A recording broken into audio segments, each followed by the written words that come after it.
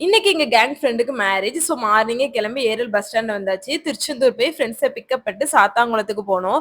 Last டைம்ல என் கூட work பண்ண சீனியர் என்ன, "நான் கார்ல தான்டா போறேன். நீங்களும் வாரீங்களான்னு?" கேட்டாங்க. நாங்க டபுள் ஓகே பண்ணியாச்சு. வெயில் டைம்ல பஸ்ல ஏறி அலைஞ்சு ரொம்ப கஷ்டமா இருக்கும். ஸோ அந்த அண்ணா எங்கள ஈஸியா கார்ல கொண்டு போய் விட்டுட்டாங்க. நான், அண்ணா, அண்ணி, ஃப்ரெண்ட்ஸ் எல்லாருமே கார்லயே வந்தாச்சு.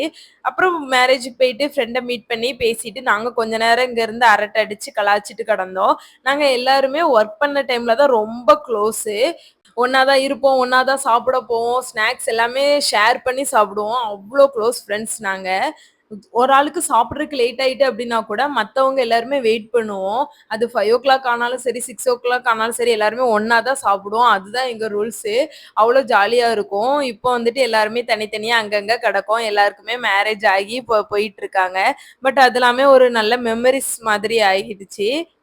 அப்புறம் டைம் ஆயிட்டு, சரி கிளம்பலாம் சொல்லிட்டு நாங்க அப்படியே கிளம்பி எங்கள அந்த அண்ணா வந்துட்டு திருச்செந்தூர்ல டிராப் பண்ணிட்டாங்க.